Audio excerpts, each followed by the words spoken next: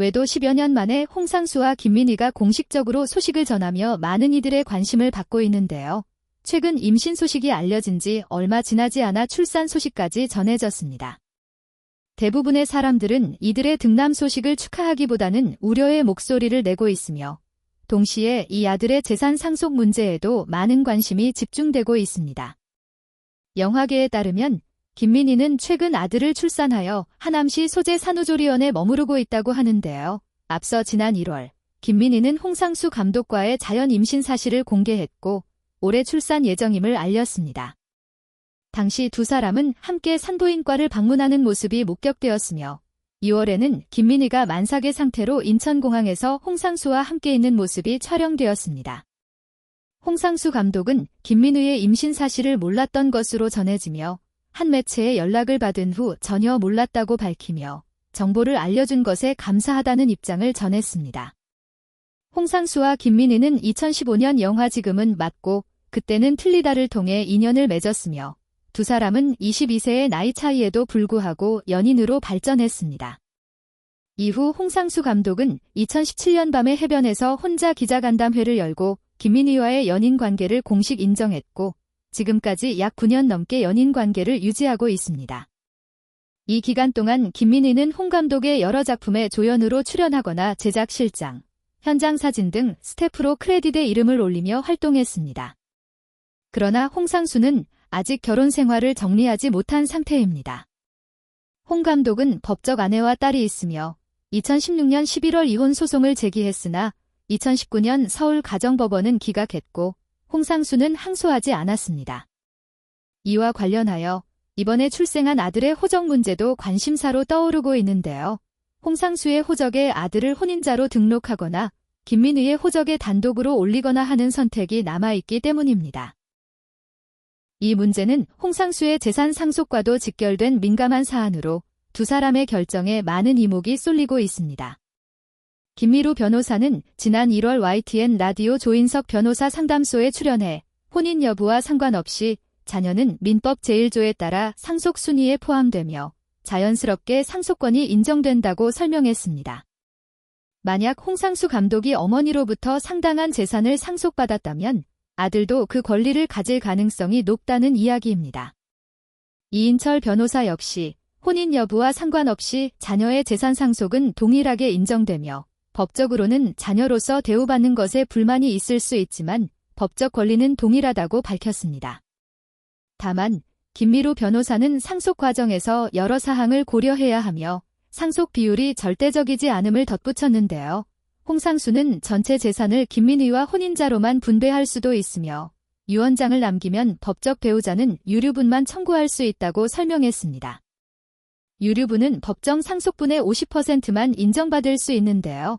홍상수는 이미 본처와의 딸도 있으며 가족에게 지급하던 생활비와 유학비를 끊었다는 점이 알려지면서 충격을 주기도 했습니다. 아내는 한 인터뷰에서 생활비는 자신이 벌고 있으며 딸 유학비도 본인과 친정에서 지원한다고 밝혔으며 홍상수의 아들에 대한 관심도 계속되고 있습니다. 만약 출생 신고가 이루어진다면 가족관계등록부에는 엄마는 김민혜, 아빠는 홍상수로 등록될 수 있으며 혼인 여부와 관계없이 부모-자식 관계는 성립됩니다. 김민희는 미혼 상태에서 단독으로 출생 신고를 할 수 있고 홍상수는 이를 인지하게 되면 아버지의 가족관계 등록부에도 자녀로 등재될 가능성이 있습니다. 다만 홍상수의 기존 아내와 가족관계 등록부에는 김민희의 아이 이름이 보이지 않으며 향후 상속 대상에 포함될 가능성도 배제할 수 없습니다. 홍 감독의 기존 자녀와 재산을 공유하는 상황도 예상됩니다. 누리꾼들은 책임감이 없네, 자기 처자식을 버리고 바람 피우는 사람은 없겠어, 다들이 불쌍하다, 다들이 결혼할 때 아버지 살이겠네, 네 아이에게 너무 이기적이지 않나 라는 의견을 내고 있으며 홍상수와 김민희의 스캔들로 인해 커리어에 손상된 김민희의 선택에 아쉬움을 표하는 목소리도 높습니다. 일부는 김민혜 정말 이해가 안 간다.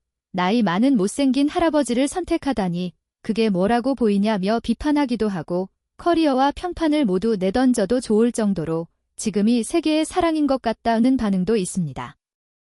호화 재산과 상속 문제도 빠질 수 없는 이야기입니다.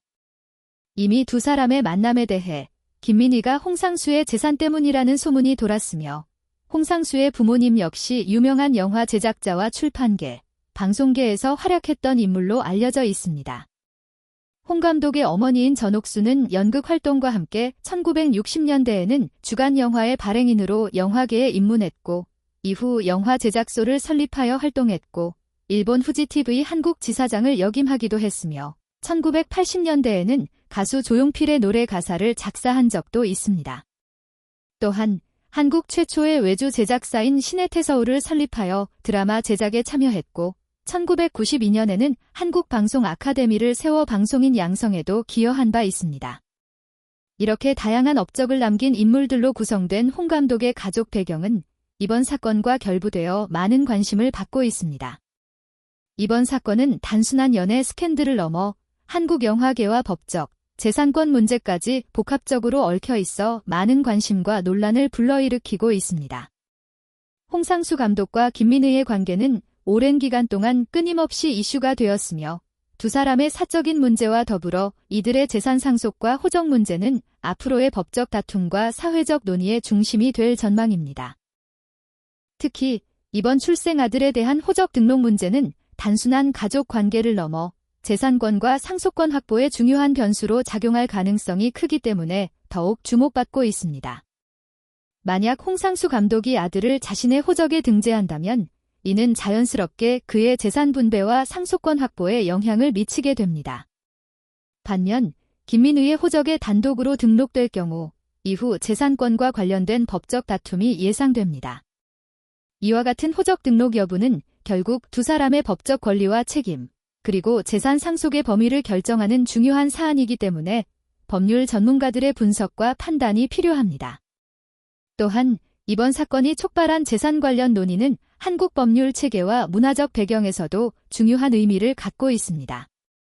우리나라에서는 유언장과 유류분 제도, 상속권 등에 대한 법률이 명확히 규정되어 있지만 실제 재산 분배 과정에서 가족 간 갈등이 종종 발생하는 것도 사실입니다.